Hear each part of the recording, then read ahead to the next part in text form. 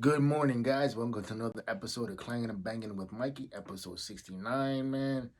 And today, man, we're gonna talk about I know I've hinted on this subject before with self accountability, but you know, or just knowing your worth or whatever not. But I was recently in a situation where I had to walk away from a toxic situation.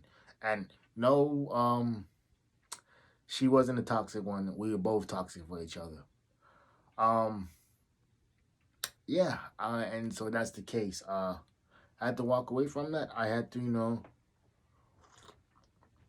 I had to realize that she was never gonna accept responsibility for her actions. What happened between us, and I'm fine with that. You know, and I'm never gonna talk bad about her or whatever it is, because at the end of the day, I did love this girl, 100%. But I knew it wasn't conducive to what we was doing. Uh, she wanted friendship, I wanted relationship. Like, oh, and we tried to make it work for a minute, but this wasn't gonna work. It's like, and the whole time I was talking to her, because I recently ran into her, first time in public, in a long time, and I kept I this quote by Tupac kept popping in my head, and he said, Pac said, you can spend weeks, months, years trying to fix a situation, trying to put the broken pieces back together, or you can just say fuck it and leave it where it's at. And I chose the latter. I said, fuck it, I'm gonna leave this where it's at. Because she said that she wanted to salvage a friendship, but it's clear that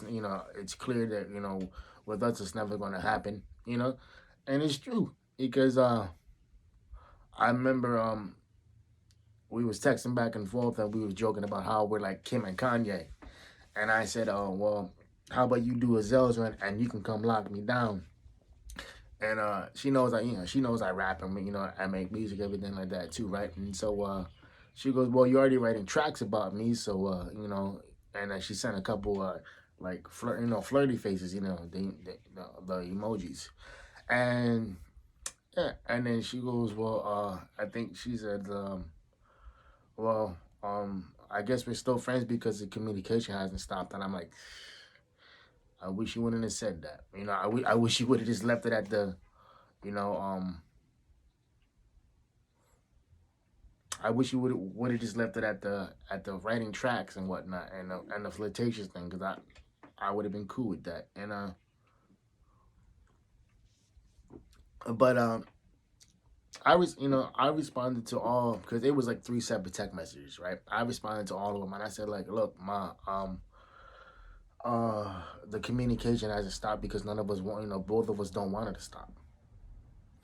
And I'm gonna keep it a buck with you. Mama's like, I just can't be your friend. My intentions for us is to be greater than just friends. And then she goes, well, I kind of figured that, and I'm in a tough spot, and because I wanna, cause she's in a relationship, um, and she's like, I want to, respect the relationship, that I'm in. So I don't know where we go from here. And I knew where we went, where we was gonna go. I just didn't think it would take this violent of a turn. So basically, last week Monday, like, not that we got into it. I basically told her like, yo, like this is what it is, and I gotta walk away from this because it's no longer conducive to me. The only reason we kept talking is because she said she wanted to talk. She wanted to talk about the situation, whatever it is, and this is going on for like a week or so.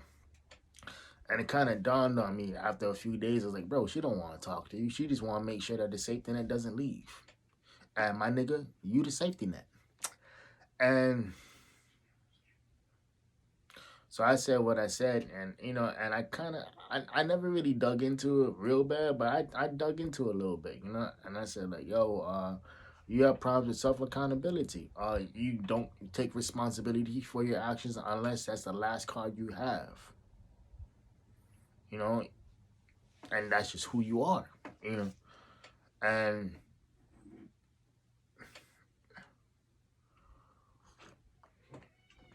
And she called me on Monday. She cussed me out, you know, and rightfully so. I was talking shit about a man's, I mean, not that I was emotional. I was just going off of what my impression of him was, because my first impression of dude wasn't the greatest. Um, and so and I was feeling a certain way, so I said what I said. And so with that being said, bro, she called me up, and then like 20 minutes later, she sent me this voice message and saying what it is, and she's like, "Well, I'm upset because I do care, Well, I do, but then she stopped and she's like, I did want to salvage a relationship with you, but but it's clear that's not gonna happen." I was like, "Yeah," and so I took a couple days, collected my thoughts, and I said what I said to her, and so I left her a long ass voice message, and I said like, "Yo, yeah, I said what I said," and I was like, I, and I said like, "Yo, you haven't heard me this entire time. You knew how I felt about you, and you kind of let this shit go. Like you let it linger, like you let it build up, you let it build up, you let it build up, and I was like, um, and you never, like, and you never communicated with me. You never wanted to have difficult conversations. You never wanted to have, adult conversations. You just wanted to make sure, like I said before, your safety net didn't leave, and you had no intentions of ever making it more than what it was. And it's like, if you would have just told me that, instead of just doing what you did by throwing your relationship on Instagram and making it known, and and I know I'm classmates. I'm high school classmates with her ex fiance. And she slipped up one time and she said, "Oh well, my ex wouldn't leave me alone until I posted photos of her, of her and a dude." And me, I'm a thinker, so I put two and two together. I'm like, "Oh, so this whole entire time, unbeknownst to me, before the whole social media thing popped off, uh, you were getting attention from three different dudes, and you liked it, and you thought, that you could have that same version of me, who was going to be around." No. Um, I respect myself way too much to be somebody's option, man. So at the end of the day, I had to walk away from that situation because it just wasn't conducive, man.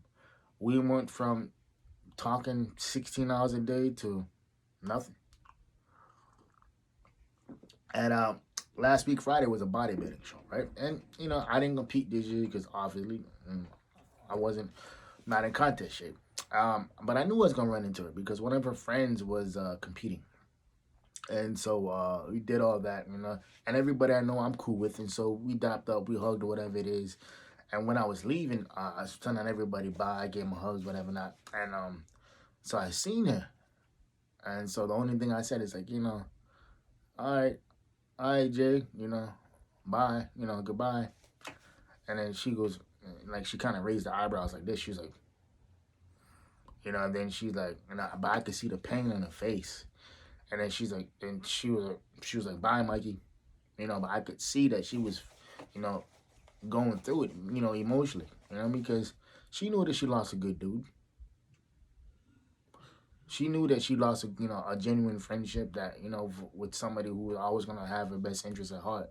And yeah, man, it just makes me think about situations that you're in, because a lot of the times, dog, is like shit runs its natural course, and it's like, you everybody is once compatible, and like some days you gotta be like, and sometimes you just gotta be like, yo, situation doesn't fit me, and it is what it is. And that's anything, man.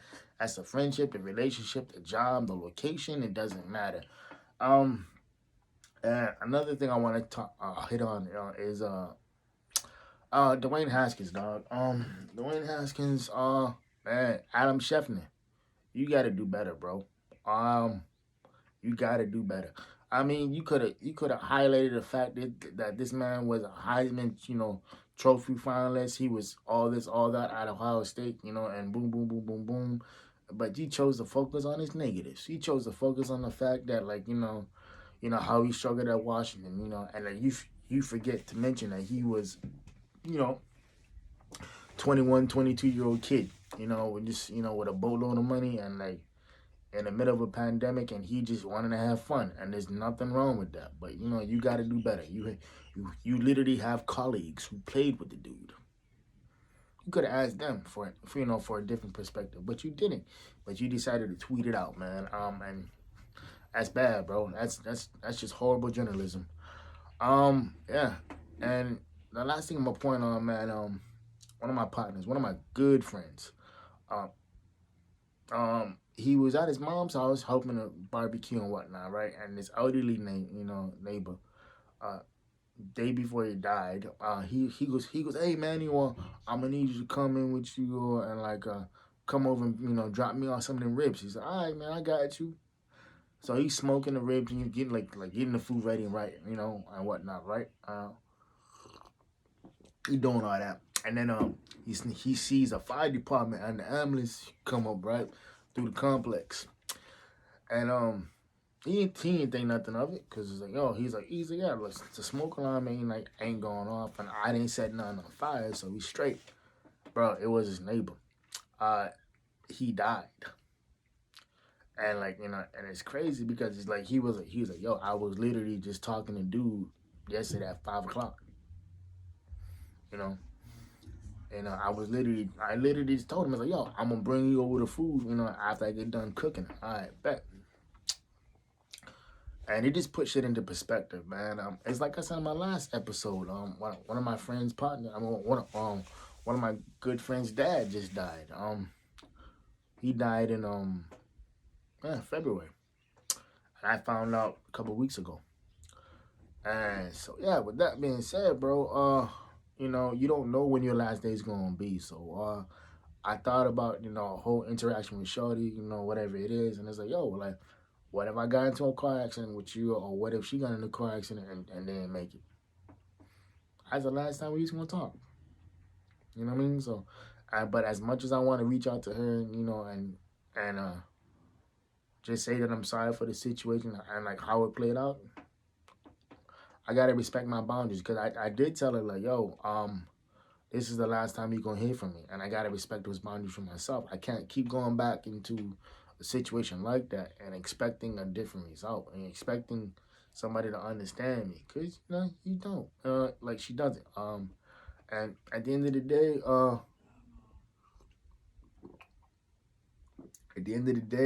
it is what it is, and so I don't view her as a bad person. We're just two people who ran their course. And what's painful is that I think we both felt that we was gonna be there forever for each other, and we're not. And it's clear because, like I said, I'm always want more than what she could give. I mean, and what she could give me, I didn't want. And like I said before, I'm too good of a dude to be somebody's secret. Too good of a dude to be somebody's, you know, a second option. But yo, this is 13 minutes. Even like that, you won't get back. Hope y'all keeping the full piece. Private player, positive pushing. See y'all next week. Ghost.